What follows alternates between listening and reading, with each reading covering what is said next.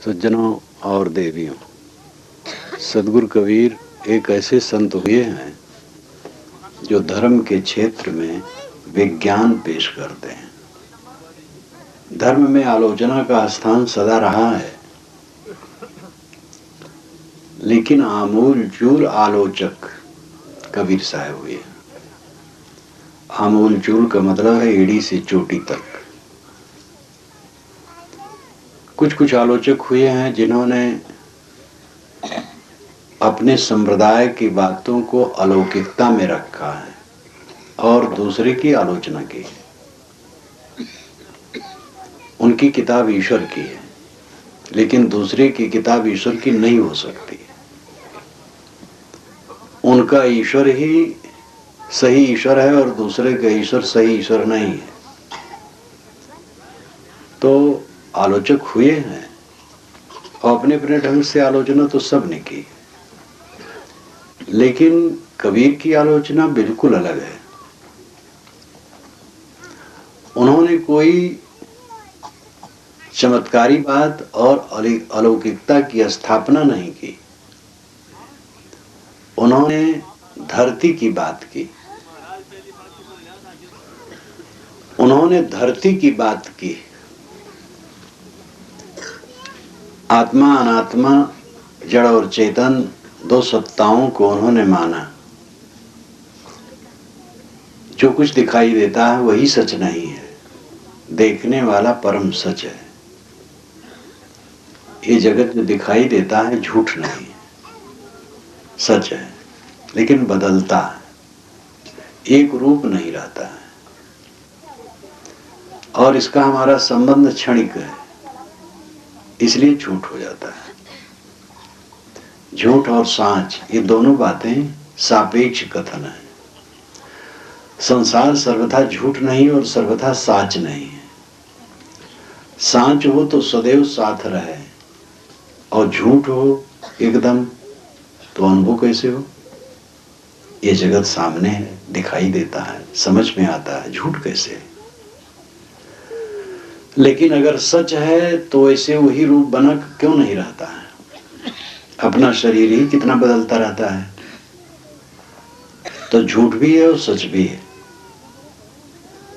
झूठ इसलिए है कि एक रूप नहीं रहता है, अवंत में खो जाता है, हमारा संबंध उसका नहीं रहता है। और सच इसलिए है कि वह परिवर्तित होते हुए भी प्रवाह रूप में नित्य है। दुनिया जैसे आज चल रही है, अनादि काल से चल रही है और अनंत काल तक चलती रहेगी। मृत्यु के सागर में समस्त प्राणी पदार्थ विलीन होते रहते हैं। आज ही नहीं, हजारों वर्ष पूर्व भी सभाएं होती थी। अपने जीवन में तो अंदाज किया ही जा सकता है। मैंने बचपन में कांग्रेस की सभाएं देखी।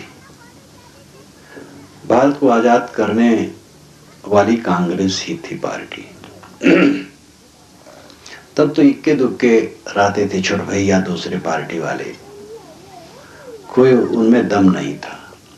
कांग्रेस ही थी जिसने भारत को आजाद किया।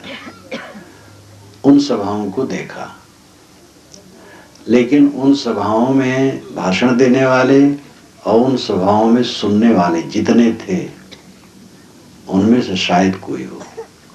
मेरी उम्र के रहे होंगे, उनमें से कोई होगा तो होगा, बाकी तो सब के सब खत्म हो गए। बहुत दिन हो गए। सभाएं तब भी होती थी और उसके बहुत पहले होती थी। कबीर साहब जमाने में, तथागत बुद्ध के जमाने में, महावीर स्वामी के जमाने में सभाएं होती थी। सनक सनंदन सनातन कुमार के जमाने में सभाएं होती थी। लेकिन उस समय के आदमी और सभा की चीजें आज कहाँ हैं? आज जितने लोग यहाँ बैठे हैं, 100 वर्ष के बाद ये इसमें कौन रहेगा? कोई नहीं रहेगा। 100 वर्ष के पहले ही सब खत्म हो जाएंगे, लेकिन फिर संसार बना रहेगा। ये प्रवाह चलता रहता है। ये गूढ़ विषय नहीं, सरल है, लेकिन इस पर ध्यान देने से तब काम होता है, तब बात समझ में आती है। सब कुछ परिवर्तनशील है और सब कुछ छूट जाने वाला है, इसलिए झूठ है। किंतु प्रवाह रूप में ये नित्य है, इसलिए सच है। साथ झूठ दोनों है। और इन सब को जो जानने वाला है वो परम सत्य है। आत्मा परम सत्य है।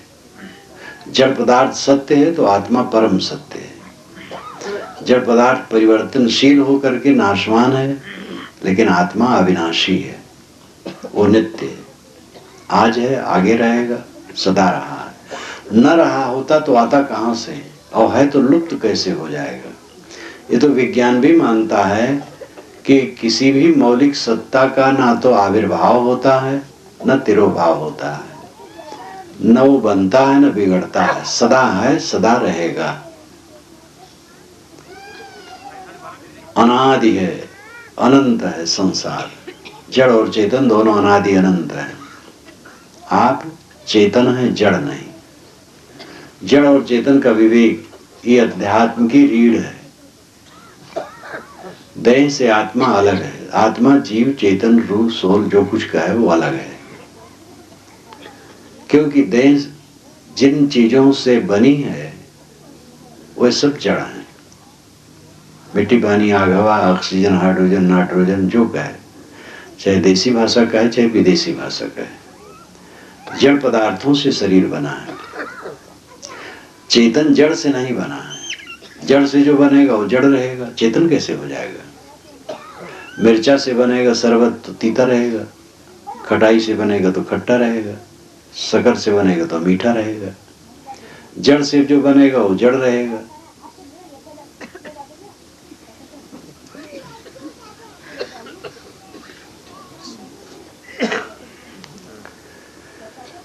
जड़ चेतन दोनों सत्ताएं नित्य हैं। जड़ दृश्य है, चेतन दृष्टा है। मैं चेतन हूं, आप चेतन हैं, हम सब सजाति हैं, एक जाति के हैं। चेतन एक जाति है, इसलिए उसको सजात कहा जाता है। और इस संसार में आकर के हम उलझ करके दुख पाते हैं, सुख नहीं पाते हैं। कब सुख पाए, सोचो कब सुख पाए। गर्भ में आए, गर्भकुंड में पड़े रहे 8-9 महीने कीचड़ में, जन्मे के करते रहे, टट्टी पेशाब में पड़े, माता संभाल लिया नहीं तो रोते रहे। थोड़ा बड़े हुए तो भकाऊं घोघर सबका डर, भयभीत रहे। फिर पढ़े लिखे उसमें अध्यापक से भयभीत रहे, अन्य लोगों से भयभीत रहे। फिर देह में जवानी आई, कामना जगी, लड़की लड़का को चाहने लगी, लड़का लड़की को चाहने लगी। कहाँ चैन, जहां चाह वहां चैन कहाँ है। अपने में संतुष्ट नहीं, कोई युवक अपने में संतुष्ट नहीं है, युवती चाहिए।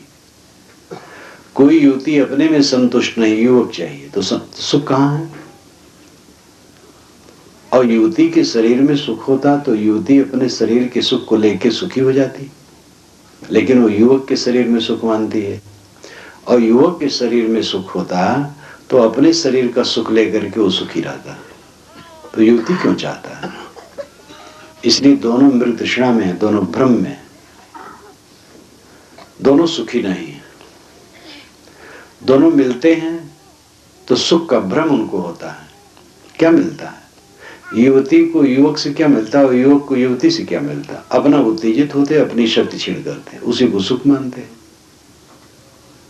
कुत्ता सूखी हड्डी को नोचता है और उसी की मूर्धा से गर्म रक्त निकलता है और समझता है हड्डी से रस आ रहा है, खून आ रहा है। ऐसे आप उद्वेगित होते हैं, अपनी शक्ति की छीण करते हैं और उसमें सुख मानते हैं और मानते हैं कि दूसरे सुख आ रहा है। एकदम भ्रम है। और इसमें जितना आसक्त होते हैं उतना अशांत होते हैं, उतना बेचैन होते हैं। जब ख्याल आता है भोग का तब बेचैन हो जाते हैं, तो सुख कहाँ होगा? अपने में हरदम तृप्त रहे, संतुष्ट रहे, तब सुख। जिसमें तृप्ति नहीं, संतोष नहीं, मन बिलबिला रहा है, सुख कहाँ है? फिर दूसरे के मन को खुश करने और उसको राजी रखने में पूरा जीवन बीते, कहाँ सुख है? राजे महाराजे कौन सुखी हैं? आज राजे महाराजे नहीं, मंत्री लोग हैं। मंत्री के हृदय को अगर देख पाते तो उनका हृदय काला हो गया होगा सोचते सोचते। अपनी पार्टी वालों को खुश करते करते परेशान है, और जितना ऊंचा पद है उतनी परेशानी है। अगर पार्टी का नेता पार्टी को जिता दे तो बड़ी शाबाशी, और न जिता पाया तो गाली, अपनी पार्टी ही से गाली मिलती है। राजा प्रजा से भयभीत है, प्रजा राजा से भयभीत है। आदमी हर समय पीड़ित है, हर समय ऐसा लगता है कुछ मिलेगा, और मिलता है वो छूट जाता है। अंत में मिलता उलता कुछ नहीं, जो मिला रहता सब छूट जाता है। जो उगे सो आत्वय, फूले सो कुमिलाए, जो चुने सो ठई परे, जन्मे सो मर जाए। ये साहब की साखी। जो उगता है वो डूबता है, जो फूलता है वो कुमिला जाता है, जो चुना जाता है उठा पड़ता है, मकान बनाया जाता है वो गिर जाता है, और जो जन्म लेता है मर जाता है। तो इसका मतलब नहीं है कि फूल न उगावे, सूरज न उगे, मकान न बनावे। सूरज अपने आप उगेगा, फूल भी आप अपने आंगन में लगा लो, मकान तो बनाने पड़ेगा। देखो अभी नींव डाली गई सत्संग हाल की। लेकिन ये देखते रहना है कि इन सब में हम भूलते तो नहीं हैं, ये सब व्यवहार है। व्यवहार बर्तनी है, स्मरणी नहीं है। स्मरणी आत्मा है, बर्तनी और स्मरणी, इस पर ध्यान दीजिए। बर्तनी जिसका बर्तन किया जाए, व्यवहार किया जाए, बर्ताव किया जाए। दाल भात रोटी सब्जी, घर मकान गाड़ी घोड़ा प्राणी पदार्थ, ये सब बर्तनी है, बर्तन करना चाहिए, व्यवहार करना चाहिए। ये स्मरणी नहीं है, स्मरणी आत्मा है, अपना चेतन स्वरूप है, पारक स्वरूप है, शुद्ध स्वरूप है। जपनी स्मरणी ध्यान करने योग्य, चिंतन करने योग्य आत्मा है, क्योंकि आत्मा से आत्मा अलग नहीं होता है। और बाकी सब वर्तनी है, बर्ताव करना चाहिए, व्यवहार करना चाहिए। हम व्यवहार ही नहीं करते, चिपक जाते हैं, मोह हो जाते हैं, और इसीलिए जीवन भर चांटे लगते रहते हैं। आदमी जितना मोही होगा उतने चांटे लगेंगे, जितना निर्मोही होगा उतना निशोक होगा। मोही आदमी अपने ऊपर दूसरे को लाद लेता है, क्योंकि वो दूसरे पर लदता है। जो दूसरे पर लगता है उसके ऊपर दूसरा लगता है। तुम कुछ किसी से चाहोगे, वो तुमसे और चाहेगा, और चाहना चाहना में, खींचातानी में जिंदगी जाती है। कुछ न चाहो तो आपको कोई गुलाम नहीं बना सकता है। विवेक से बरतो, जीवन विवेक से जियो। ये जीवन बहुत कीमती है, बहुत मूल्यवान है, लेकिन हम इसको कौड़ी के बदले बेचते हैं। जिंदगी में क्या करते हैं? थोड़ा पढ़े लिखे, काम धंधा सीखे, काम उम किए, विवाह किए। और ये राजस्थान में तो काम धंधा करने पहले विवाह, सबसे बड़ा धर्म है विवाह। बच्चे जानते ही नहीं, उनका विवाह कर दिए। विवाह का नंबर आना चाहिए कमाई के बाद। बच्चे पढ़ें लिखें सीखें समझें और फिर धंधा में लगें। धंधा करके माता पिता की सेवा करें, परिवार की सेवा करें। माता पिता ने जन्म दिया, पाला पोसा, खिलाया पिलाया, योग्य बनाया, तो कमा करके उनको खिलावें, और आर्थिक दृष्टि से अपने कदमों पर खड़े हो जाए, तब विवाह का नंबर आना चाहिए। लेकिन माता पिता की भूल, बच्चे तो क्या करें, तो जानकार नहीं बेचारे। माता पिता बच्चे पूरा बोझा उठाते, कमाते, खिलाते, सब करते हैं, फिर जल्दी से शादी करते हैं और शादी करके फिर बहू ला करके उसको खिलाते पिलाते हैं। तब लड़के से कहते अब तुम जानो, तुम्हारा काम जाने, मैंने अपना काम कर दिया, यानी शादी कर दिया, तुम्हारा बेड़ा पार कर दिया, अब तुम जानो। अब उसकी उम्र ही नहीं है, समझ ही नहीं रहा, उसका कौन बेड़ा डुबा दी कि बेड़ा पार कर दिया। जिस काम में पहले आपको लगाना चाहिए उस काम में नहीं लगाए, शादी में लगा दिए। राजस्थान में बड़ी दुर्गति है, उत्तर प्रदेश में भी है, कुछ वर्ग में है, नहीं है। भारत के ऐसे भी क्षेत्र हैं जहां जवान होने ही पर शादी होती है। वेद में तो कहीं नहीं मिलता है बाल विवाह, जवान होने पर विवाह। गृहस्थी विरक्ति दो मर्यादाएं हैं, विरक्त तो कोई बिरला होता है। और अगर विवाह न करें तो मर्यादित नहीं रहेंगे, मन तो रुकेगा नहीं और पशु सामान्य जीवन हो जाएगा। पशु का तो संयमित है, गाय बैल साथ साथ चरेंगे और कोई हरकत नहीं। जो गाय गर्भवती होना चाहेगी उसको बैल गर्भवती करेगा। अब आदमी एक साथ घुल मिल के रहे, उनकी पता नहीं दुर्गति हो जाएगी, होशे वास नहीं रहे कहाँ गए। इसलिए विवाह बंधन जो चालू किया गया बहुत अच्छा है। कोई जमाना था जब मातृ सत्ताक वंश था, उसको मातृ सत्ताक वंश कहते हैं, विवाह नहीं होता था और युवती कहीं से बच्चा पैदा कर लेती थी। इसलिए बच्चे का नाम माँ के साथ जुड़ता था, पिता कुछ पता नहीं होता था, उसको मातृ सत्ताक वंश कहते हैं। बृहदारण्यक उपनिषद 11 उपनिषदों में एक बड़ी उपनिषद है, उसके आखिर में 50 से अधिक ऋषियों के नाम हैं जिनके साथ माताओं का नाम है, पिताओं का नहीं। छांदोग्य उपनिषद में सत्यकाम जाबाल है जिसकी माता का परिचय है, पिता का नहीं। तो कभी मातृ सत्ताक वंश था, विवाह नहीं होता था। लेकिन आदमी जब सीखता समझता गया तब उसमें विकार दिखा, इसलिए विवाह बंधन दृढ़ किया गया। विवाह विशिष्टम वहनम, ये उसकी परिभाषा दी गई। विवाह का अर्थ है विशिष्ट ढंग से वहन करना। लड़की लड़का का विशिष्ट ढंग से वहन करे, लड़का लड़की का विशिष्ट ढंग से वहन करे, यानी पूरी तरह से निभाए। लड़का यानी पत्नी की संपत्ति पति है, पति की संपत्ति पत्नी है। संपत्ति को संपत्ति न माने, धन को धन न माने, जन को धन माने।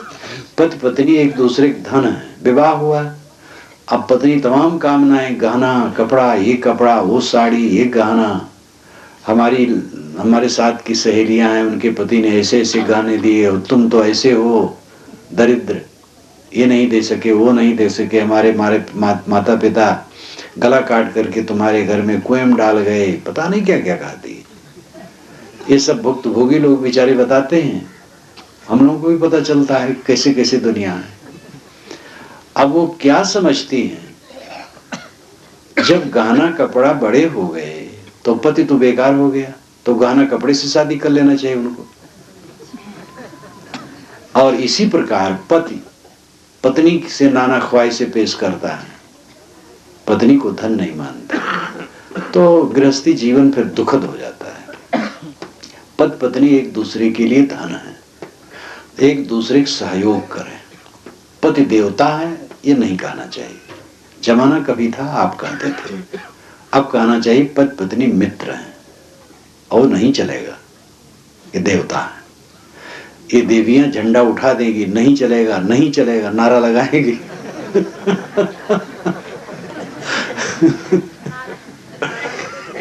पति पत्नी दोनों मित्र हैं। अब कहीं कहीं पति पत्नी दोनों सर्विस कर रहे हैं, अब थक करके दोनों 5 बजे आए घर में, तो पत्नी भोजन बनाओ, पति बसा मर्डर गश्ती करे, पति को भी लग जाना चाहिए, सब्जी काट दे, चावल बीन दे और कुछ काम कर दे, दोनों मिल करके बना ले। दोनों कमाते हैं तो दोनों बनावे भी। या और भी जहाँ जहाँ सहयोग हो, देवियों के लिए बीच में बहुत गलत धारणाएं बना ली गई। अब वेदों में है, वेद के मंत्रों की रचयिताएं कितनी देवियां हैं। वेद क्या कहते हैं, मेरी पुस्तक आप पढ़िए, वेद क्या कहते हैं। उसमें 121 संदर्भ हैं। जिन स्त्रियों ने वेद के मंत्र बनाए हैं, भूमिका ही में मैंने उनका नाम लिख दिया है, और उसके आगे कोष्टक में वेद और उसके कांड और मंत्र सब का विवरण दे दिया है। स्त्रियों ने वेद के मंत्र बनाए हैं, और बीच के पंडितों ने कहा कि स्त्रियां वेद पढ़ ही नहीं सकती, जो बना सकती तो पढ़ क्यों नहीं सकती हैं।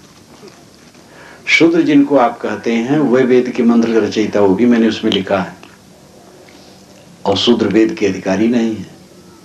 तो बीच में जो बुद्धिवादी लोग हुए, बड़े चालाक हुए, बदमाशी किए, और बहुत बड़े समाज का उन्होंने शोषण किया। बुद्धिजीवी लोग सब समय होते हैं, और ब्राह्मणों का वर्ग बुद्धिजीवी रहा है। तो उसे चाहिए था कि अपनी शक्ति का प्रयोग ऐसा करे जिससे मानवता का कल्याण हो। तो उसने मानवता का कल्याण तो कम, मानवता का शोषण करना शुरू कर दिया। अधिकार बना दिया कि ये पुस्तकें नहीं पढ़ सकते हैं, इनका ये अधिकार नहीं, उनका वो अधिकार नहीं। पूरे समाज को, बहुत बड़े समाज को उन्होंने शूद्र कह करके अछूत घोषित कर दिया, अयोग्य घोषित कर दिया। ये सब बदमाशी है।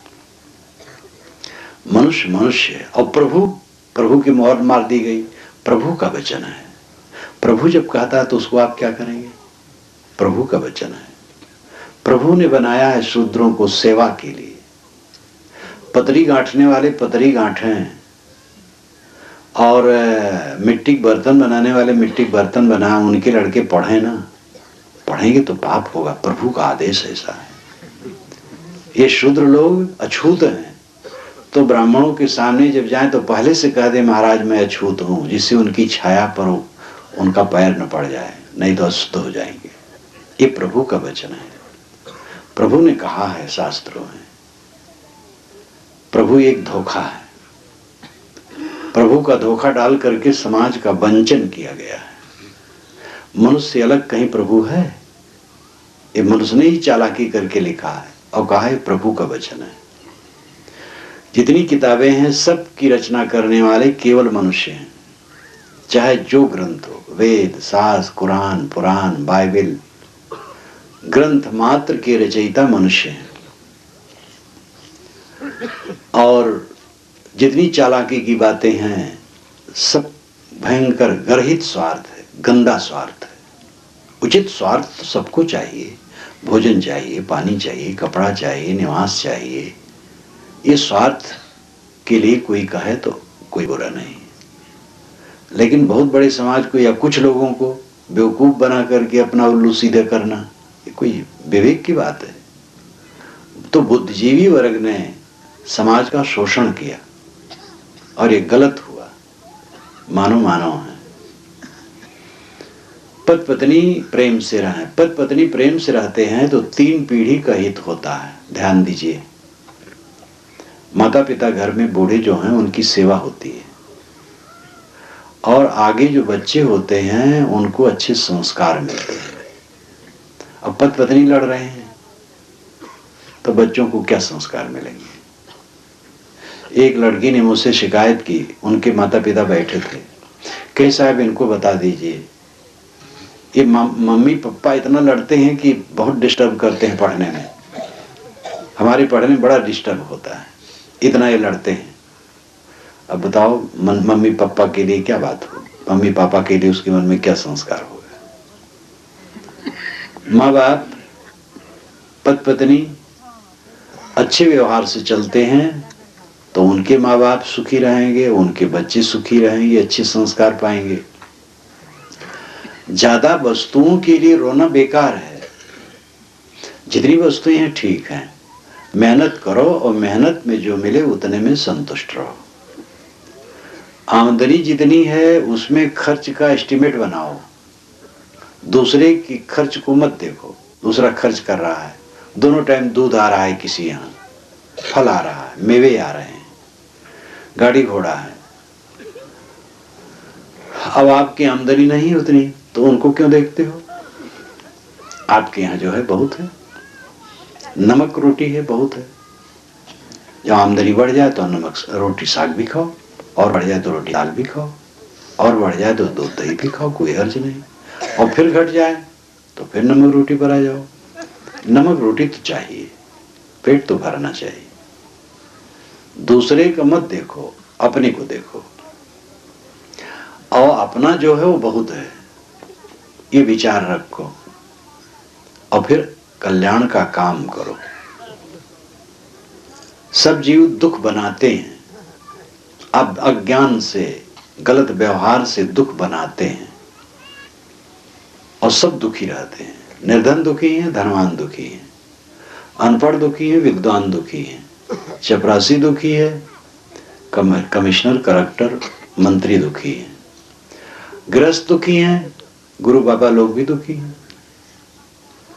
तंदर सुखिया काहू न देखा, जो देखा सो दुखिया, उदय अस्त की बात कहते हैं, सबका किया विवेका, बाटे बाटे सब कोई दुखिया, क्या गिरही बैरागी, सुखाचार्य दुखई के कारण गर्भई माया त्यागी, जोगी जंगम ते अति दुखिया, तापस के दुख दूना, आशा तृष्णा सब घट व्यापी, कोई माल नहीं सोना, सांच कहूं तो सब जग खींचे, झूठ कहा ना जाई, कहें कबीर सोई वो दुखिया, जिन यह राह चलाई।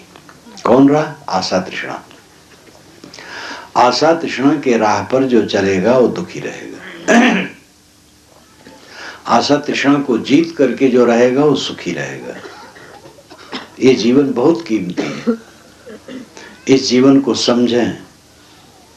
आपको काम क्या करना है? आप ये सोचिए कि आपके जीवन का उद्देश्य क्या है, आप कौन है, आपका क्या है, और जीवन का उद्देश्य क्या है। आप हैं शुद्ध चेतन आत्मा, देह नहीं है, अमर शुद्ध बुद्ध निर्मल आत्मा, और आपका इस संसार में कुछ नहीं है। कुछ होता तो रहता, किसी कुछ नहीं रहता। एक दिन जाए लंगोटी झाड़ बंदा, एक दिन बंदा लंगोटी झाड़ के चल देता है।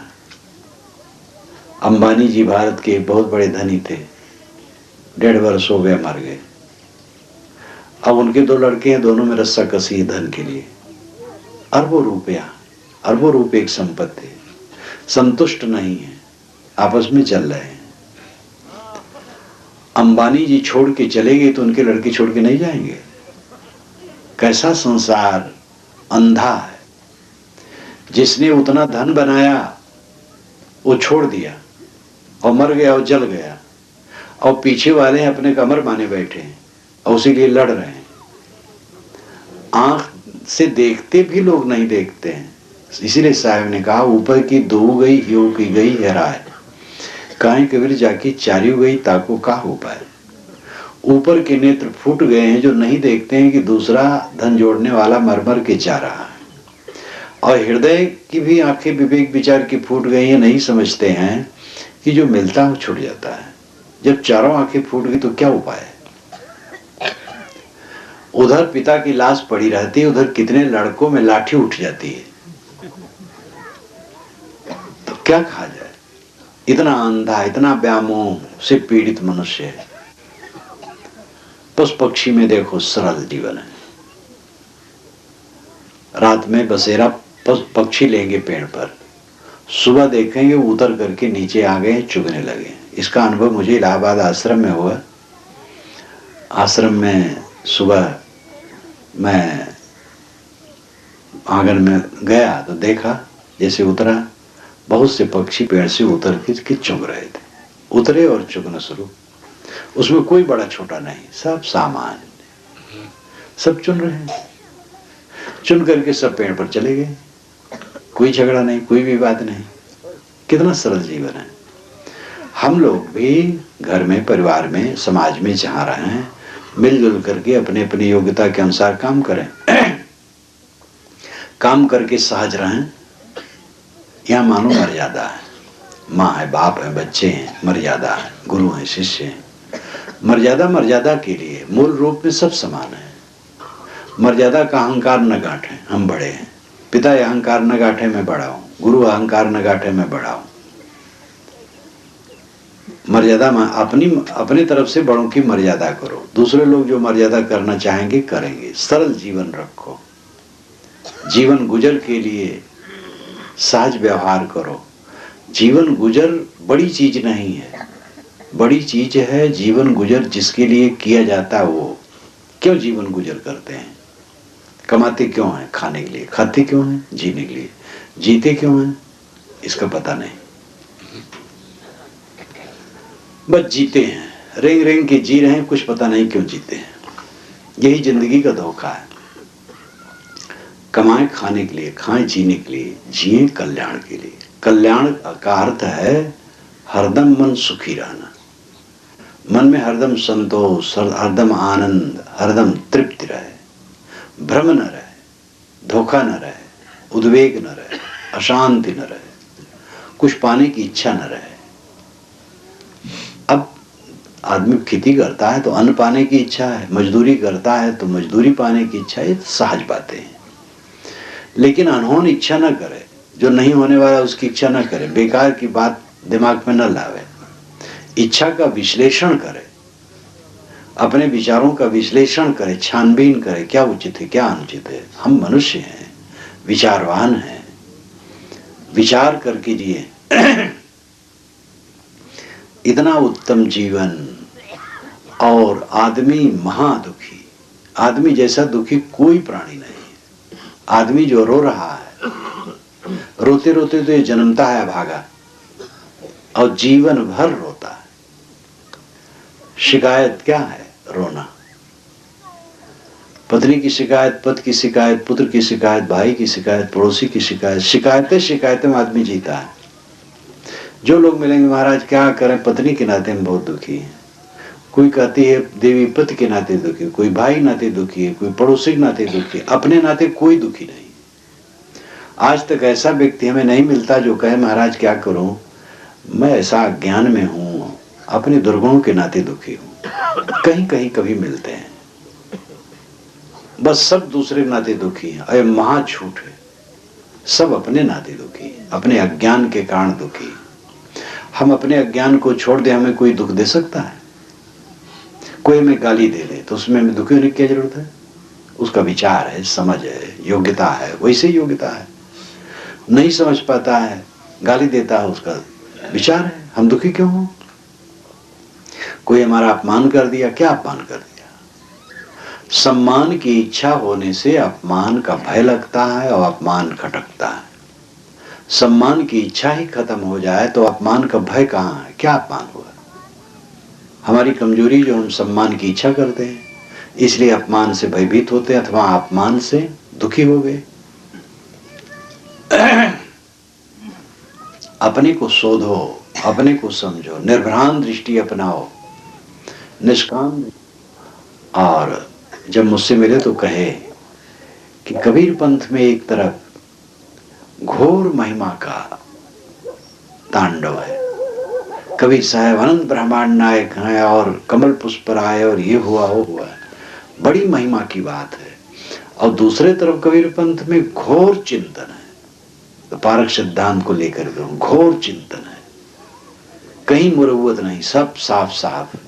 उन्होंने सूत्र रूप में कहा कि कबीर पंथ में एक तरफ घोर भावुकता है, एक तरफ घोर चिंतन है। पारक सिद्धांत ऐसा है कि वो छील करके सारे अंधविश्वासों को अलग कर देता है। चमत्कार नाम की कोई चीज नहीं। गुरु महाराज 700 वर्ष के हैं, 1000 वर्ष के हैं, नहीं खाते हैं, आकाश में चलते हैं, जो चाहे सो कर दे, लड़के बच्चे दे दे, धन दे दें, रोग दूर कर दें। ये सब पारक सिद्धांत नहीं मानता, सब बकवास है। संतों के पास जाओ आत्मज्ञान के लिए, सदाचार से प्रेरित होने के लिए। तो पारक सिद्धांत सारे अंधविश्वासों को छील करके अलग कर देता है। और पारखी संतों से मेरा यही निवेदन है कि वे कहीं ढील न रहें। ढील किस लिए हुआ जाता है? बस धन ज्यादा आ जाए, तो धन के लिए फिर छू मंत्र करना शुरू जब किया तो सब बिगड़ा। झाड़ फूक करने लगे, भूत बाधा दूर करने लगे, ग्रह दशा देखने लगे, हाथ की रेखा देखने लगे, आशीर्वाद देने लगे, हाँ जाओ लड़का हो जाएगा। आप ही बैठे रहो दिन भर कहते रहो तो किसी को तो लड़का हो ही जाएगा, क्योंकि उसको होना है।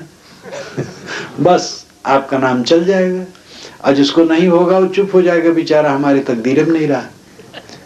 और उसमें तो एजेंट भी काम करते हैं, जहां पर प्रचार करवाया जाता है ऐसा, तो एजेंट काम करते हैं।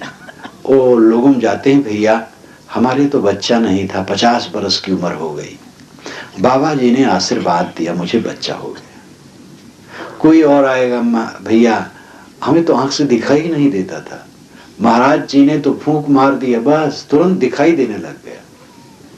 बड़े बड़े प्रचार होते हैं, लोग पहुंचते हैं लोगों में, उनके एजेंट गांव में, भैया मुकदमे में हम बहुत परेशान हैं, मुकदमे से सुनता हूँ कोई यहाँ संत कहीं दिखाई देते, सुनता हूँ कि बहुत पहुंचे हुए संत कहीं हैं।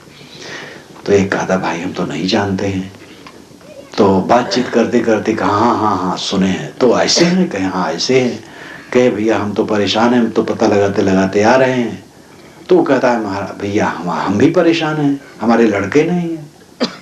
कहे तो ठीक है भाई, और हम तो मुकदमे से परेशान हैं, महाराज जी की कृपा से मुकदमे में विजय हो जाए इसीलिए हम चल रहे हैं, और तुम्हें क्या परिस्थिति, हमारे लड़के नहीं। तो चलो ठीक है, हम दो हो गए, चलते हैं और प्रचार करते हैं। वहां पहुंचते हैं जब महाराज जी के पास, तो फिक्स बात रहती है, वो आदमी जो एजेंट है वो जिनके लड़के नहीं है उनको बैठा देगा पश्चिम तरफ, और जिनको मुकदमे की बात है उसको पूरब बैठा देगा, और भी जिनको शारीरिक रोग है वो उत्तर बैठा देगा, वो पहले से फिक्स है। तो जब पश्चिम जो बैठा तब महाराज उससे कहेंगे अच्छा क्या मैं लड़का झोली में रखा हूं तुम्हें दे दूं, और एकदम प्रभावित हो जाएगा। मैंने कहा भी नहीं, कैसे जान गए महाराज, और उनके एजेंट ने बैठा दिया है पश्चिम तरफ, और गुरु महाराज पहले जानते जो पश्चिम बैठा है वो पुत्रहीन है, और उनके एजेंट ने सब काम करवाया है। तो ऐसा ऐसा जाल फैलाते हैं ये दुनिया को लूटते हैं। ऐसे अंधविश्वास में कभी न पड़ना। जिनके बच्चे ना हो अपने को मत समझे कि हम अभागी हैं। बच्चा पैदा होना कोई सौभाग्य थोड़े है, सौभाग्य है राम भजन, सौभाग्य है कल्याण की प्राप्ति। बच्चा हो गया तो जिम्मेदारी निभाओ। बच्चा होने से तो और मोह माया झंझट बढ़ा कोई फायदा अपने थोड़े है, लेकिन हुआ है तो पालो पोसो, अच्छे संस्कार दो, आपकी जिम्मेदारी है। और नहीं हुआ है तो समझ लो आधी झंझट नहीं हुई। आपको मैं कठोर बात कहूं, पहली झंझट है विवाह और दूसरी झंझट है बच्चे। आप कहेंगे वाह, ये झंझट न होती समाज कहां बनता। आपकी बात भी सच है, मेरी बात भी सच है। अगर पति पत्नी न मिलते, बच्चे न होते, समाज न बनता। लेकिन विवाह करके आप झंझट में पड़े कि नहीं पड़े। अब बच्चे नहीं हुए तो आधी झंझट नहीं हुई, तो क्यों परेशान है। आधी झंझट में रुक गए, बस प्रकृति ने रोक दिया, आधी झंझट दिया आधी नहीं दिया, क्यों दुखी है। अब बच्चे नहीं है तो रो रहे हैं हमारे बच्चे नहीं है। अब आस पास में जिनके बच्चे उनसे पूछें बच्चों से कितना आनंद है, उनके बच्चे कितनी आरती उतारते रहते हैं उनकी रात दिन।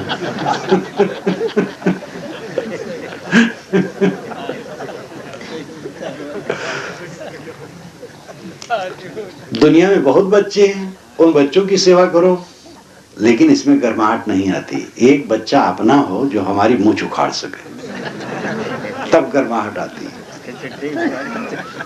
इसलिए जिनके बच्चे न हो वो कोई चिंता न करे। ये माताएं जैसे बहुत कहती हैं, निर्वंशिन का मुख देखी तो आज 1 बजे तक पानी नहीं मिला। निर्वंशी का मुख देखना बहुत बड़ा पाप है। माताएं ध्यान दे, हम लोग महानिर्वंशी हैं। साधु लोग जो बैठे हैं वज्र निर्वंशी, तो इनको देखने न आओ फिर। अब अगर वंश वाले देखना चाहो तो सुकरी के दर्शन करो, 12-12 बच्चे एक बार में देती है। और दीमक रानी हजारों अंडे देती है एक बार में, उसको देखने लायक है। बच्चा पैदा हो तो सौभाग्यशाली है, बच्चा न पैदा हो तो अभागी है, ये सब कुछ नहीं। गृहस्थी धंधा है, बच्चा होते हैं, और बच्चा होते हैं तो उनको सीख दो अच्छी, और उनसे निष्काम रहो। बच्चों से निष्काम रहो, अच्छी सीख दो। माँ बाप की ये त्रुटि होती है कि वे समझते हैं हमने बच्चे पैदा किए, पाले पोसे, लिखाए पढ़ाए, योग्य बनाए, उन्हीं के लिए हम सब कर रहे हैं, हमारी बात क्यों न माने। बस इसी में दुख हो जाता है। आप अपना काम कर दीजिए, वो माने न माने वही जाने, तब आप सुखी रहेंगे। अपने को बिल्कुल न्यूट्रल रखिए, निष्पक्ष रखिए, सेवा कर दो, अपना कर्तव्य निभा दो। बच्चा आप अपना जाने, माने माने न माने न माने। बच्चा सेवा करे धन्यवाद दो, न सेवा करे तो भी धन्यवाद दो। जब कोई पूछे आपका लड़का कैसे है तो कहो अच्छा है, आज्ञा मानता है। ये माताएं भी अपनी बहुओं की निंदा न करें। बहुओं की निंदा करोगी तो समझ लो दुख पाओगी, क्योंकि आगे बहुएं होगी मलकिन, और तुम बुढ़ा करके किनारे हो जाओगी, तो बासी रोटी तुम्हें दे दिया करेगी फिर। इसलिए बहुओं का प्यार करो। बहू ये पुत्री है, आपकी पुत्री तो चली जाएगी अपनी ससुराल, कभी बीमार पड़ोगी बुलाओगी तो एक दिन के लिए आएगी और कहेगी वहां रोटी कौन बनाएगा, तो चली जाएगी। और जो पुत्री आपके साथ रहने वाली है वो बहू है। हर माँ यही चाहती है हमारी बेटी जहां जाए वहां बेटी मानी जाए, और किसी बेटी आप यहाँ आई उसको आप बेटी नहीं मान रही हो, तो आपकी बेटी बेटी कैसे मानी जाएगी। तो ये बहुएं बेटी हैं, इनको प्यार दो, इनकी निंदा न करो। कितनी माताएं इतनी मिजाजदार होती हैं कि हर समय नोक झोंक करती हैं। ये रोटी बनाना नहीं जानती, सब्जी में दाल कम और नमक कम है तो मिर्चा कम पड़ा, तो ये है तो वो है। जितना नुक्ताचीनी करोगी आपकी बहू कंटाड़ जाएगी और कहेगी उबाल करके धर दो, छोड़ो अब चिंता न करो। क्योंकि जब कभी सास को अच्छे नहीं लगता है तो ही लापरवाह हो जाएगी। प्रेम से प्रेम बढ़ता है। कुछ राजनीतिक नेता प्रचार करते हैं कि पाकिस्तान जब गेंद में विजयी हो जाता है खेल में तो यहाँ के मुसलमान पटाखा फोड़ते हैं। अब ये सब कह करके यहाँ के मुसलमानों के दिल को दुखाना कितना अत्याचार है। यहाँ के मुसलमान जवान हमारे पाकिस्तान के टैंक को जान दे करके तोड़े हैं। बनारस के आगे के क्षेत्र में वे हुए हैं, नाम तो याद नहीं, अब्दुल हमीद, और जगह क्या है गाजीपुर। उन्होंने अपनी जान दे करके टैंक तोड़ा है। और हमारे भारतवर्ष के अनेक मुसलमान युवकों ने या बुजुर्गों ने भारत की आजादी के लिए काम किया है, अपना सब कुछ समर्पित किया है। अच्छे बुरे सब जगह होते हैं, प्रेम से प्रेम बढ़ता है। और इस प्रकार दुर्व्यवहार करने से तकलीफ होती है। प्रेम से प्रेम बढ़ता है, प्रेम का बर्ताव करें। मुसलमानों को कोंच कोंच करके आप उनके साथ अहित व्यवहार न करें। ये भी बड़ा भ्रम है। राजनीति में ये त्रुटियां आज आ गई हैं। भारत आजाद हुआ तो उस समय तो हिंदुस्तान पाकिस्तान के बंटवारे में निश्चित है गड़बड़ियां हुई और रक्तपात हुआ, मूर्खता थी। लेकिन आगे चल करके फिर बड़ा प्रेम का व्यवहार चल रहा था, आपस में मिलना जुलना, खाना पीना। लेकिन राजनीतिक दोष ने ऐसा अपराध किया कि अपनी राजनीतिक गद्दी के लिए भड़काऊ भाषण शुरू हो गया, भड़काऊ प्रचार शुरू हो गया। तो हिंदू मुसलमान में बैर शुरू करवा दिया गया। तो दूसरे राजनेता वीर लोग बैकवर्ड और फॉरवर्ड में दरार करने लगे। तो कोई अवर्ण और सवर्ण में युद्ध ठानने के लिए बात करने लगे। ये सब सस्ते नुस्खे दे दे करके समाज को बर्बाद कर रहे हैं। हम कहते थे कि ये गोरे फूट डाल करके हमारे ऊपर राज कर दें। अब आज ये जो काले अंग्रेज हैं ये हमारे ऊपर राज कर रहे हैं, फूट डाल डाल करके। फूट डाल करके गोरे अंग्रेजों ने राज किया तो काले अंग्रेज भी राज कर रहे हैं। जो तथाकथित जातियों में फूट डालते हैं, संप्रदायों में फूट डालते हैं, वह देश के लिए हितकर नहीं है। इस भारत की भूमि पर रहने वाले जितने मनुष्य हैं सब समान हैं, सबका समान अधिकार है, सबका समान अधिकार है और सभी के लिए संविधान बना है। सदगुरु कबीर ने आज से 500 वर्ष पूर्व ये चाहा था कि मानव मात्र का समान अधिकार सभी दिशाओं में हो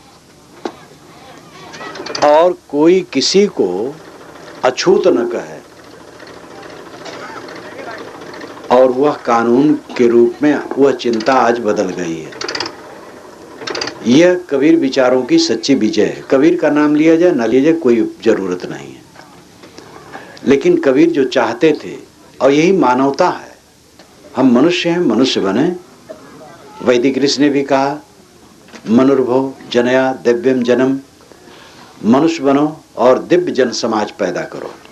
तो संप्रदायों में फूट डालना, इन तथाकथित जातियों में फूट डालना पाप, अपराध ही नहीं है, पाप है।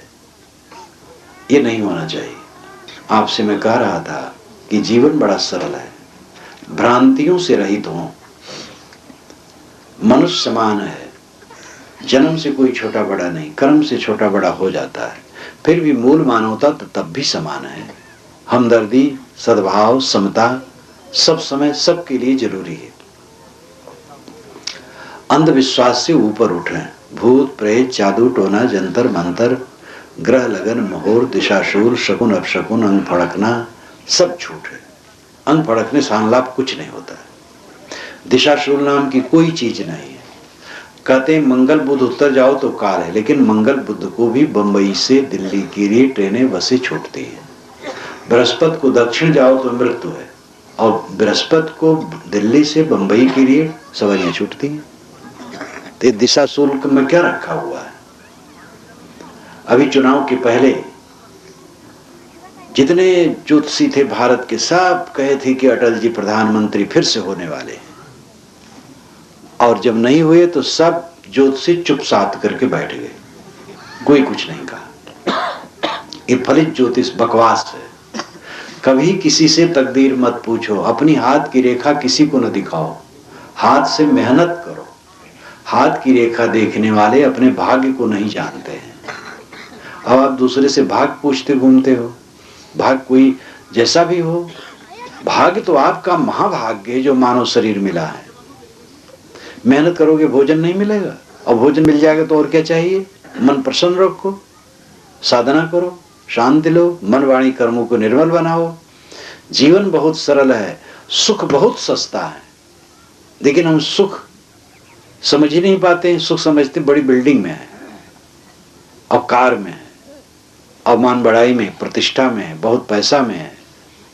ऐसा सुख होता तो लंका का राजा रावण सबसे सुखी होता, और सुखी होता तो पराई स्त्री को छीनने के लिए इतना दुर्व्यवहार करता।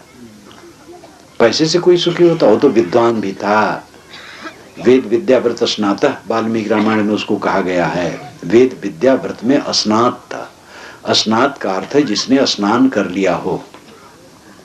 गुरुकुल में विद्यार्थी पढ़ते थे, और जब पढ़ाई पूरी हो जाती थी तो एक वहां का संवैधानिक स्नान करा करके उनके घर भेज दिया जाता था। तो उसको कहा भाई स्नातक है, गुरुकुल में अंतिम स्नान कर लिए। ऐसे यज्ञ समाप्त होता था, तब यज्ञ करने वाले गृहपति को स्नान कराया जाता था, तो उसको अवभृत कहते हैं वेद की भाषा में। अवभृत, यज्ञांत स्नान को अवभृत। इसी प्रकार गुरुकुल में विद्या समाप्ति पर स्नान जो कराया जाता था संवैधानिक, उसका नाम उसी को कहते थे स्नातक। तो वेद विद्याव्रत स्नातक था, वो वेद विद्याव्रत में स्नात था, पूर्ण था। आज भी स्नातक कहते हैं, स्नात कहते हैं, लेकिन स्नान करने की बात याद नहीं है। शब्द चलते हैं, अर्थ बदल जाते हैं, आगे आगे अर्थ बदलते चले जाते हैं। तो लंका का रावण जैसे कि कहानी है, वैसे लंका वाले कहते हैं कि भारत वालों ने हमारे ऊपर एक व्यर्थ की बात थोप दी है, रावण। हमारे यहाँ रावण का कोई इतिहास नहीं। तो यहाँ का महाकाव्य बना तो उसमें रावण का बहुत विशाल स्वरूप बताया गया। पुरुष सिंह नर व्याघ्र महात्मना, ये विशेषण राम और रावण दोनों के लिए समान है। लेकिन कहानी के अनुसार रावण संयमित नहीं था। तो सुख कहाँ है? सुख शांति में, और शांति संयम में सदा रहे। सुख संयम अपने वसुधा आदि कुमारी। कबीर साहब कहते हैं वसुधा तो आदि से कुमारी है। वसुधा जो वस को धारण करे, वस नाम धन, धन को जो धारण करे ये पृथ्वी सदा कुमारी है। इसका कोई आधिपत्य कर न सका। जो इस पर आधिपत्य करना चाहे थोड़े दिन में इसी में लीन हो गए। बड़े बड़े राजे महाराजे कहलाने वाले महान सिकंदर, महान सिकंदर कहो चाहे शैतान सिकंदर कहो, जिसने केवल लूट मार किया जीवन भर। थोड़ा ही जीवन रहा और लूट मार करते कट मर गया। योग्य था, बहुत तेजवान था, राजनीति में निपुण और वीर। उसके गुण तो महान थे, लेकिन गुण दुर्गुण में बदल गए। तो बड़े बड़े कहलाने वाले हुए और इसी मिट्टी में मिल गए। वसुधा सदैव से कुमारी है। इसका उपभोक्ता भ्रम में है कि हम भोग रहे हैं। सदा रहे सुख संयम अपने। सुख अपने संयम से है। मन पर संयम रखो, वाणी पर संयम रखो, कर्मों पर संयम रखो। तीन आपके हैं, मन है, वाणी है और इंद्रियां।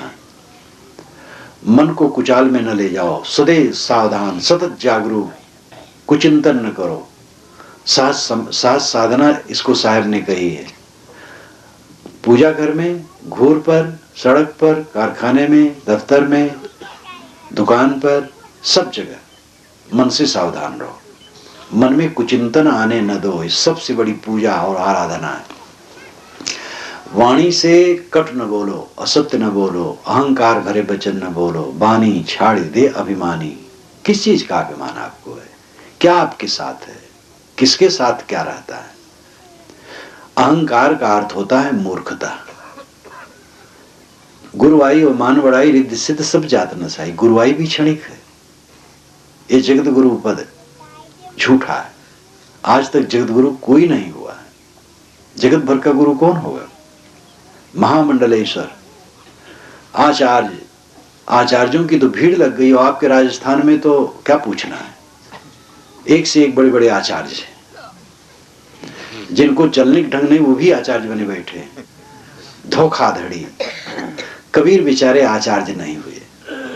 पूरा बीजक पढ़ डालो, और कबीर बांग में पूरा पढ़ डालो। बीजक के अलावा बहुत वाणियां हैं। अनेक संतों के ग्रंथों में संग्रहित वाणियां हैं कबीर वाणी। कबीर ऐसे व्यापक पुरुष हुए हैं हिंदी में कि उनकी वाणी बहुत फैली है। उनके नाम पर बनाई भी गई है। संस्कृत में वेद व्यास और हिंदी में कबीर इतने व्यापक हुए हैं कि उनके नाम से दूसरे लोग भी बहुत बना डाले हैं। पूरी कबीर वाणी में पढ़ डालो। कहीं कबीर अपने को आचार्य नहीं कहते हैं। कबीर कबीर दास, कहीं कबीर दासन के दास, ये उनका प्रयोग है। लेकिन आज कबीर पंथ में आचार्यों की लंबी लाइन है।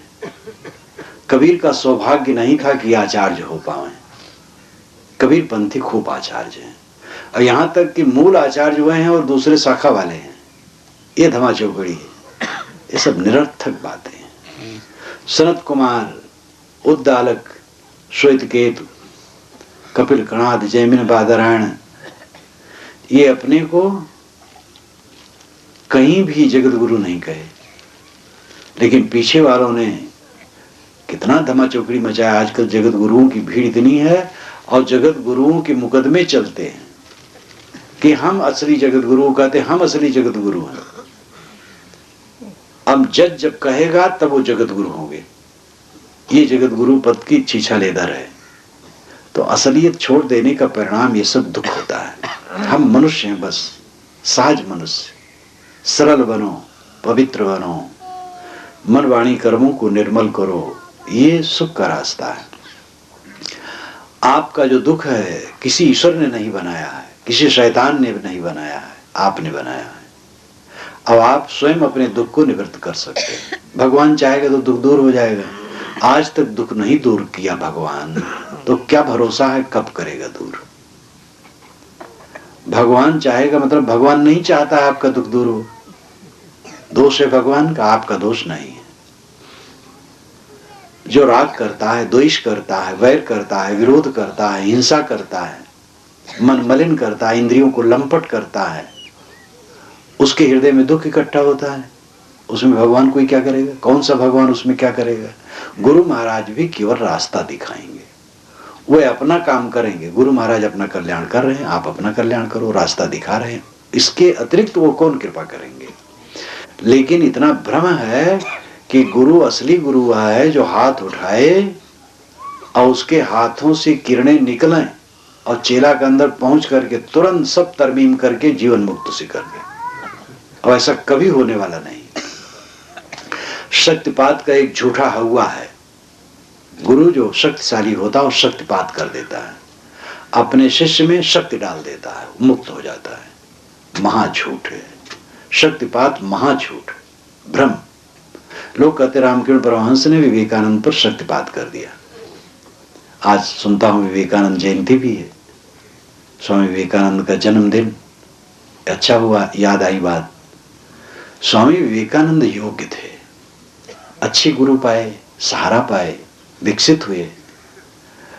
रामकृष्ण परमहंस कोई पक्षपाती नहीं थे, उनके तो 20 शिष्य थे, सब पर शक्तिपात कर देते।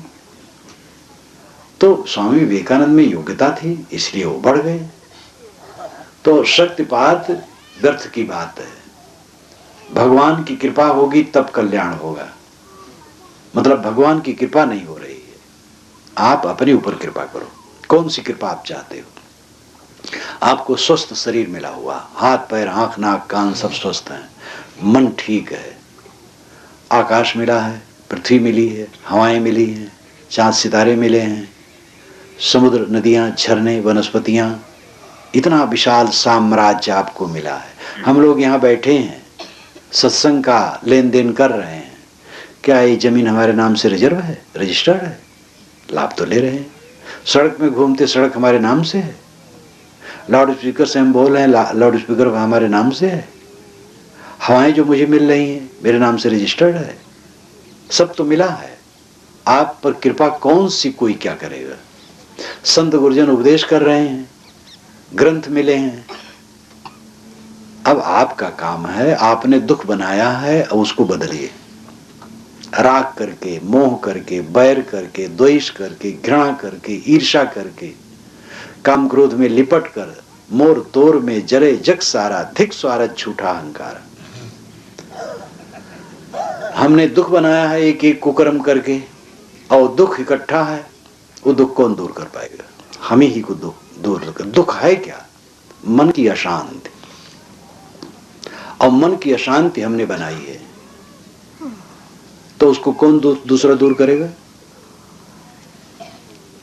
भगवान की माया नचा रही है।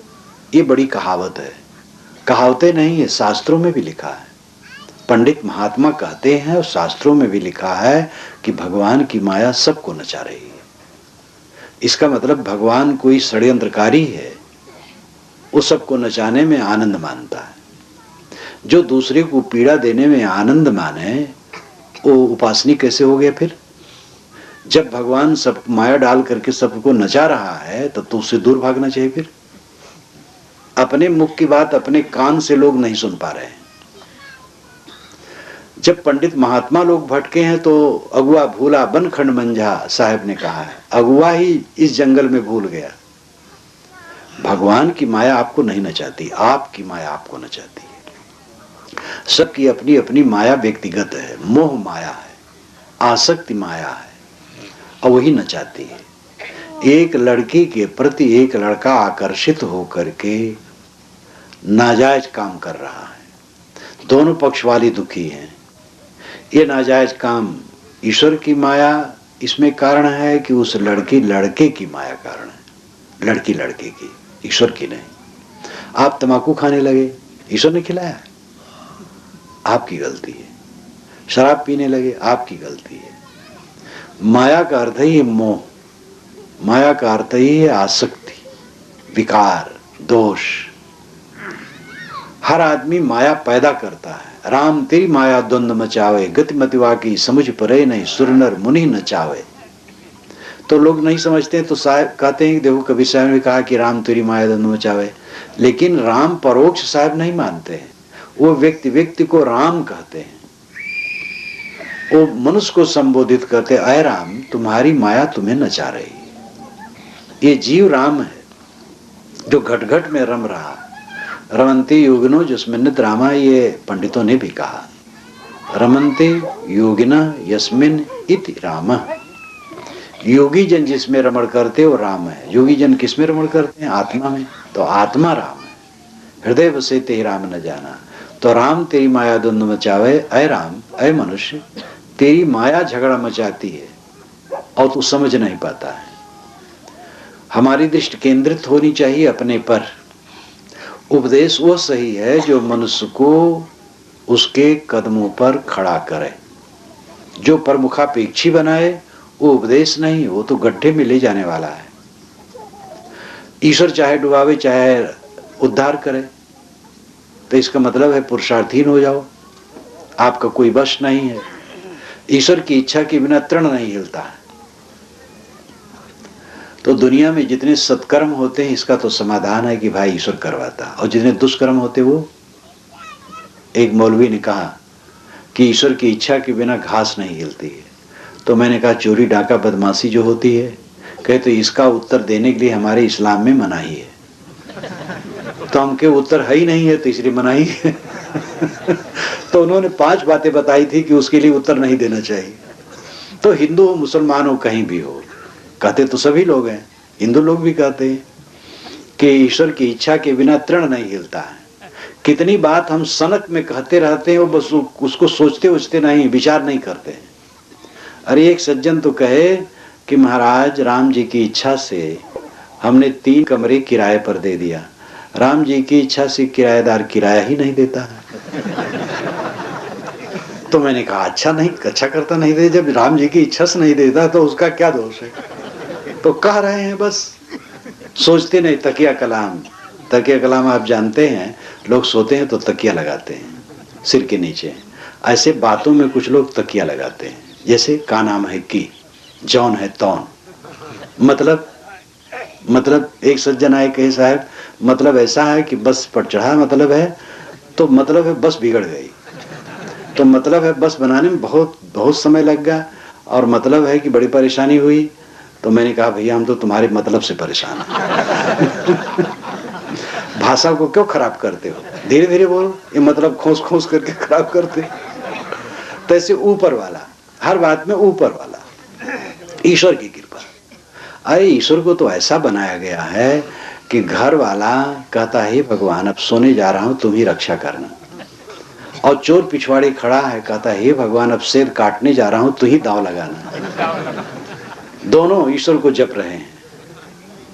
तो ईश्वर को तो ऐसा मोहरा बनाया गया है, बड़ व्यवस्था वालों ने, मैंने बताया ही, ईश्वर की मोहर लगाई। प्रभु का वचन है, प्रभु ने कहा है ये जो अंतज हैं शूद्र हैं ये सेवा करें और इनका मोक्ष हो जाएगा, ये प्रभु ने कहा है। ये सेवा के अधिकारी, मंदिर में न घुसे। बड़ी मीठी मीठी बात, प्रभु की इच्छा है कि मेरे मुख से बात निकल गई, मेरे मन में तो नहीं थी लेकिन बात निकल गई। जब मन में थी नहीं तो कहां से निकल गई? आपकी पेटी में वो चीज नहीं थी लेकिन पेटी से निकल आई। कैसे निकल आई? जब पेटी में आप रखे थे तब निकली। झूठ को दाबने के लिए जितना बोलेंगे उतना और झूठ बढ़ता चला जाएगा। गलती हमारी है। हर इंसान अपने कर्मों का कर्ता और विधाता है, और हर इंसान अपना पूर्ण उद्धार करने में समर्थ है। संत गुरु उपदेश देते हैं, ऋषि मुनि रास्ता दिखा गए हैं, उसमें छान विचार आपको करना होगा। इसलिए नहीं मान लेना चाहिए कि पुरानी पुस्तक में लिखा है, इसलिए भी नहीं मान लेना चाहिए कि कोई कहता है ईश्वर कृत है इसलिए मान लेना चाहिए। ईश्वर कृत पुस्तक है, इस धारणा ने तो महा सांप्रदायिकता का विष बोया है। हमारा महापुरुष अवतारी है, यह ईश्वर का दूत है, हमारी किताब ईश्वरी है, हमारा संप्रदाय ईश्वरी है। इसको जो नहीं मानता वो नास्तिक है। ये प्रचार महाधोखा है। हर महापुरुष केवल मनुष्य है, और हर किताब मनुष्य की बनाई है, और हर संप्रदाय मनुष्य का चलाया है। इसलिए सारे संप्रदाय आदरणीय हैं, और सारे संप्रदायों में विचारणीय बातें हैं। सोच विचार करके ग्रहण करो, अपने संप्रदाय के नियमों का पालन करो और दूसरे के संप्रदाय के नियमों को आदर दो, और गलत बातें हैं सब छोड़ो। अब देखो, जीव हत्या, ईश्वर और देवता को खुश करने के लिए जब प्राणियों का गला रेता जाता है तब पूजा होती है, और जितना प्राणी छटपटाते हैं पीड़ा से, उतना ईश्वर और देवता खुश होते हैं। सोचिए आप गंभीरता से, एक साधारण आदमी भी किसी की छटपटाहट देख करके खुश नहीं होगा, और ईश्वर खुश होता है, देवता खुश होते हैं? ऐसा कहीं होता है? आदमी की जीभ लपलपाती है मांस के लिए, और अपना धार्मिक भी बना रहना चाहता है, तो ये झूठा रोग गांठता है कि हम भगवान को चढ़ा करके, ईश्वर को समर्पित करके खा रहे हैं, देवता का प्रसाद खा रहे हैं। अब आपके शरीर को काट करके कोई देवता प्रसाद चाहे तो कैसे लगेगा?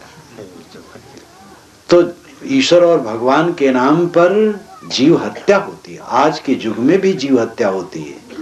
ऐसे ऐसे संप्रदाय हैं जिनके त्योहार में पूरी दुनिया में करोड़ों जीव काट डाले जाते हैं, और अखबारों में छपता है बड़ी शांत से त्योहार मनाया गया, क्योंकि बकरों, मुर्गों और जानवरों की जबान नहीं है कि पत्रकारों से कह सकें, और पत्रकार ये न देख सकते हैं न सुन सकते हैं। उनको तो खुश करना है, और अखबार कितना बिके, वो सत्य बेचारा कहना क्या जानेगा। सत्य भी कहेगा तो भी वो असत्य छोड़ेगा नहीं। खर होना चाहिए, तब सत्य कहा जा सकता है। कबीर साहब ने रास्ता दिखाया है, आपन घर फूंक दे तब आवे हमारे साथ। घर क्या है? घर रहने वाला घर थोड़े फूंकना है। मोह माया का घर, बहुत सुविधा की इच्छा का घर। सत्य कहेगा, सत्य में रहेगा, उस सत्य की उपासना करेगा, वो लाभ का लोभ नहीं रखेगा। तो हम अपने कर्मों के जिम्मेदार हैं, अपने कर्मों को सुधारा, हमें कोई दुख दे नहीं सकता है। मन को साफ रखो, निर्मल रखो। आपका परमात्मा आपका आत्मा है। परमात्मा कहीं खोजने की चीज नहीं है। परमात्मा के दर्शन होते हैं, ये महाभ्रम है। वेदों में, शास्त्रों में, उपनिषदों में कहीं नहीं लिखा परमात्मा के दर्शन होते हैं। ये पुराणों महाकाव्यों की लीला है। दर्शन जिसके होते वो दृश्य होता है, जड़ होता है, रूप होता है। आत्मा तो दृष्टा है, वही परमात्मा है, वही ब्रह्म है। ये चक्षुषा न पश्यति येन चक्षुंस पश्यति तदेव ब्रह्मत्वं विद्धि नेतम यदमुपास्ते, एकेन उपनिषद में कहा गया। जो जिसे आंखें नहीं देखती किंतु जिसकी सत्ता से आंखें देखती हैं, उसको तू ब्रह्म जान। आंखों से देख करके जिसकी तू उपासना करता, वो ब्रह्म नहीं है। ऐसे हर इंद्रिय के लिए बताया गया। तो जो दृश्यमान है वो जड़ है, जो दृष्टा है वो आत्मा है। आत्मा ही परमात्मा है, आपका स्वरूप ही परमात्मा है। विकारों को छोड़ दीजिए, आप में कोई कमी नहीं, आप तुच्छ नहीं है। ये भी धार्मिकों ने कहा कि मनुष्य तुच्छ है। श्रेष्ठ कौन है? ईश्वर। कभी ईश्वर ने आकर के कहा कि मनुष्य तुच्छ है और मैं श्रेष्ठ हूं? ये मनुष्य ही अपने भोलापन से कहता है कि मैं तुच्छ हूं और ईश्वर श्रेष्ठ है। ज्ञान विज्ञान का कहीं स्रोत नहीं है, कहीं खदान नहीं है, मनुष्य है। मनुष्य ने सारे ज्ञान विज्ञान को पैदा किया है, सारे वेद किताब को रचा है, और मनुष्य तुच्छ कहा गया, तब श्रेष्ठ कौन होगा? मनुष्य महान है। ज्ञान के क्षेत्र में मनुष्य से बढ़ करके क्या, मनुष्य के समान ही और कोई नहीं है। और मनुष्य की इज्जत इन धार्मिकों ने काफी मिटाया है। तुच्छ का कहा करके, मनुष्य तुच्छ है, मनुष्य तुच्छ है। मनुष्य में क्या बल है? ऊपर वाले का बल है, ऊपर वाले का महत्व है। ऊपर वाले का मतलब है विश्वव्यापी नियम। विश्वव्यापी नियम का अपना महत्व है, आपका अपना महत्व है। विश्वव्यापी नियम ही ईश्वर है। ईश्वर कोई व्यक्ति नहीं है जिसको लड्डू चढ़ा देने से काम बन जाएगा। काम करना होगा। आपने भोजन ज्यादा खाया तो पेट खराब हो गया, तो लड्डू चढ़ाने से पेट ठीक हो जाएगा? नाम लेने से पेट ठीक हो जाएगा? अब जो गलती हुई, अब थोड़ा उपवास कर लो और फिर भोजन में संतुलन रखो, बस ठीक हो जाएगा। प्याज खाए, दुर्गंधी डकार आई, तो नाम जपने से दुर्गंधी डकार दूर होगा? नहीं दूर होगा। अब प्याज न खाओ, फिर दुर्गति नहीं आएगी। तो कर्म सुधारने से काम बनने वाला है, छू मंत्र से कोई कुछ करने वाला नहीं है। अपने कर्मों को सुधार लेने पर कोई तकलीफ देने वाला नहीं है। ईश्वर के दर्शन नहीं होते हैं, कुछ मिलता नहीं है। मोक्ष परमात्मा मिलने की चीज नहीं है, वो आपका आत्मा है। मोह छोड़ दो, मोक्ष है। अपने आत्मा को पहचान जाओ, अपने आत्मा में संतुष्ट हो जाओ, परमात्मा मिल गया। अब मोक्ष परमात्मा बाहर से कहां मिलेगा? संप्रदाय वाले कहते हैं हमारे मत में केवल मोक्ष है, दूसरे में नहीं है। इतना धमा चौकड़ी है। नास्तिक कौन, मेरी एक पुस्तक है, पढ़े। कबीर दर्शन का एक संदर्भ है वो, नास्तिक कौन। एक दूसरे को सब नास्तिक कहते हैं। इसका मतलब मिला सभी मिला करके सब नास्तिक हैं। हम आपको नास्तिक कहते हैं, आप हमें नास्तिक कहते हैं। और नास्तिक वस्तुतः कोई नहीं। जो नैतिकता को न माने वो नास्तिक है, और नैतिकता को सारी दुनिया मानती है। चोर भी जब चोरी का माल बांटता है तो कहता भैया ईमानदारी से बांटना, उसमें भी नैतिकता के बीज है। नास्तिक शब्द गाली है जो दूसरे मत वालों के लिए गढ़ा गया है, और कमजोरी है अपनी। हमारे पोगापंथी को जो न माने वो नास्तिक है। सब एक दूसरे गाली देते रहते, नास्तिक है। नास्तिक आस्तिक का प्रपंच छोड़ो, अपने कर्म को सुधारो। ईश्वर विश्वव्यापी नियम है। ईश्वर कोई व्यक्ति नहीं है, वो उसके लिए लड्डू की जरूरत नहीं है, वो प्रार्थना की जरूरत नहीं, कर्म सुधार की जरूरत है। ये तो आप साथ देख सकते हैं कि कोई अपने पिता का नाम जपे और काम न करे तो पिता खुश नहीं होगा। काम करे, नाम एक बार भी ना ले तो खुश होगा। तो काम करना चाहिए। फिर कोई नाम लेता है, ठीक है, कोई बुरा नहीं। कोई नाम, कोई मंत्र जपता है तो मन थोड़ा सात्विक होता है, कोई बुरा नहीं है। लेकिन नाम जपने से सब काम बन जाएगा, खुश कर लेंगे हम ईश्वर को। ईश्वर खुश होने वाली चीज नहीं है। जब हम खुश करने की बात करते हैं तो ईश्वर को हम व्यक्ति बना देते हैं, और व्यक्ति में कमजोरी फिर शुरू हो जाती है। ईश्वर व्यक्ति नहीं, ईश्वर विश्वव्यापी नियम है, जिसको वैदिक भाषा में ऋत कहते। ऋत नाम नियम। नियम में प्रार्थना की जरूरत नहीं, ध्यान दीजिए। नियम में प्रार्थना की जरूरत नहीं है। नियम में सावधानी से जीवन बिताने की जरूरत है। जैसे पेट का नियम, 2 रोटी से आपका पेट ठीक रहता है तो 2 खाइए, 2.5 न खाइए, पेट ठीक रहेगा। वाणी का नियम है, मीठा बोलिए, निर्माण होके बोलिए। अगर अहंकार पूर्वक बोलेंगे, कटु बोलेंगे, झूठ बोलेंगे तो मन खराब होगा। मीठा और विनम्र बोलेंगे, मन शीतल रहेगा। दूसरे को धोखा देंगे, अशांत होंगे। दूसरे की सेवा करेंगे, शांति मिलेगी। ये सब नैतिकता के नियम है। नैतिकता के नियम, प्रकृति के नियम, सबके नियम है। नियमों को पहचाने। जो नियम विरुद्ध काम करेगा अशांत हो जाएगा। इसकी जरूरत है। अब नियम से तो चलना नहीं है। ईश्वर का नाम ले लो, खुश हो जाएगा तो काम कर जाएगा। ये भूल भुलैया में सब पड़े हैं, और इस भूल भुलैया से और हम भटकते चले जाते हैं। आजकल तो धर्म का इतना हल्ला है, जहां देखो दैवी जागरण, ये जागरण, वो जागरण, रात भर बाजा बजा करके हल्ला करके सबका दिमाग खराब कर दे। अखंड पाठ चल रहा है। अरे अखंड पाठ चल रहा है तो लाउड स्पीकर हटा करके पाठ करो। और सोने के समय तो बिल्कुल नहीं होना चाहिए। सरकार ने भी 10 बजे के बाद सुनता हूं कि ऑर्डर कर दिया है कि आवाज न हो, लेकिन पालन तो करवाया नहीं जाता है। पालन कौन करवाए? जनतंत्र राज्य है। कोई पालन करवाए तो दूसरी पार्टी वाले कहेगा कि स्वतंत्रता में बाधा हो रही है। अपने राजनीतिक लाभ के लिए राजनेता लोग देश को पीसते हैं। कोई भी सत्ता अगर कानून का पालन करवाना चाहे तो दूसरा धमाचौकड़ी करता है। तो हल्ला करके, दिमाग खराब करके सबका कल्याण कर रहे हैं। अखंड पाठ लाउड स्पीकर से, कितना खराब बात है। अखंड पाठ कोई अपने घर में करे, हल्ला क्यों करता है? तो नैतिकता से चलने में, सदाचार से चलने में परिश्रम है, त्याग है, और उसी से कल्याण है। नहीं तो कल्याण होगा नहीं। सस्ते में गुरु महाराज दे दे, भगवान दे दे, कुल काम बन जाएगा, इस भूल भुलैया में कोई न रहे। तो आप लोगों से मैंने कहा कि भ्रांति रहित होना चाहिए और सदाचार निष्ठ होना चाहिए। हम आपका जीवन बहुत उत्तम है, इतने सौभाग्य से मिला है और इसको हम सदाचार में व्यतीत करें। हमारे आप में बल है कि हम अपना उद्धार कर सकते हैं। मन, वाणी और इंद्रियों का निरंतर जो परिमार्जन करेगा उसके जीवन में पवित्र संस्कारों का मक्खन इकट्ठा होगा और वो आनंद देगा। यह मन तो निर्मल भया जैसे गंगा नीर, पीछे पीछे हर फिरे कहें कबीर कबीर। जब मन निर्मल हो गया तो ईश्वर भी सेवा करने के लिए पीछे पीछे लगा रहता है। शैतान या भगवान दो में से एक घूमता है इंसान के पीछे। खराब संस्कार शैतान है, अच्छे संस्कार भगवान है। सज्जन आदमी के पीछे अच्छे संस्कार घूमते वही भगवान है, बुरे आदमी के पीछे शैतान घूमते क्योंकि खराब संस्कार हैं। तो हम अपने मन को शुद्ध करें।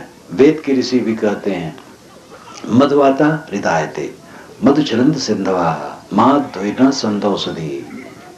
मधुवाता रितायते, ऋतु पर, नियम पर जो चलता है उसके लिए हवाएं मधु ढोती हैं, नदियां मधु बहाती हैं, वनस्पतियां मधु बरसाती हैं। जो नियम से चलता है, कायदे से चलता है, संयम से चलता है, विवेक से चलता है, पूरी सत्ता उसके ऊपर अमृत बरसती है। इसलिए हमें ज्यादा प्रार्थना करने और मनाने दनाने के चक्कर में नहीं पड़ना चाहिए, भूल भुलैया में। हमें निरंतर अपने को शोधना चाहिए।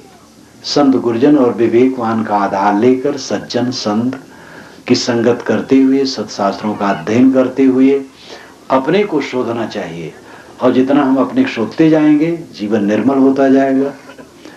निर्मल जीवन का फल ही अनंत शांति और सुख है। वही मोक्ष की प्राप्ति है, कैवल्य की प्राप्ति है, निर्वाण की प्राप्ति है, हक भी नहीं है, दीदार है, अद्वैत स्थित है, पारक स्थित है, स्वरूप स्थित है। भिन्न भिन्न भाषाओं में कहा गया है, बात एक है। मन की शांति स्वर्ग है, जन्नत है, मोक्ष है, कल्याण है। और हमारे हमारे संयमित कर्मों का ही वो परिणाम है। ये हमें करना पड़ेगा। अपना अपना कल्याण सबको करना पड़ेगा। अपने कंधे पर रास्ता उठा करके रख करके चलना पड़ेगा। ये कहावत है अवध क्षेत्र में, भैया अपना रास्ता अपने कंधे पर उठाओ और चलो। मतलब स्वयं रास्ता चलना पड़ेगा तब पहुंचेंगे। कबीर साहब बहुत बूढ़े हो गए थे तो लोग आए, कहे साहब एक नई उल्टवासी सुना दीजिए। कहे बहुत उल्टवासियां कहाँ हूं, वही पढ़ोगे ना भाई, परेशान न करो। कहे नहीं साहब एक। अब सब बिल्कुल पीछे लग गए। साहब ने कहा अच्छा भाई। तो कबीर साहब प्रगल्भ बुद्धि के तो थे। कहे तुरंत कहे कबीर उल्टा ज्ञान का कहाँ तक करूं विचार, बैठे से ही पथ कटे चला चली नहीं पार। कबीर साहब ने कहा मैं उल्टवासी विचार कहाँ तक करूं, लेकिन चलो एक कह देता हूं, बैठे से ही पथ कटे चला चली नहीं पार। बैठ जाओगे तो रास्ता तय हो जाएगा और चलोगे तो पार नहीं पाओगे। एक उल्टवासी उन्होंने कहा दी। यहाँ आध्यात्मिक बात है। बैठ जाओ, संतुष्ट हो जाओ, आत्म तृप्त हो जाओ, बस रास्ता तय। चलोगे, मन चलाओगे, ये मिल जाए, वो मिल जाए, वो मिल जाए, पार न पाओगे और बीच में शरीर छूट जाएगा। अब उल्टवासी में एक साधारण शब्द में उन्होंने क्या कह डाला, हद हो गया। सारा वेद शास्त्र कुरान पुराण, इससे अधिक क्या है। बैठे से ही पथ कटे चला चली नहीं पार। आत्म संतोष जीवन का परम फल है। इसी के साथ अपनी वाणी को विराम देता हूं।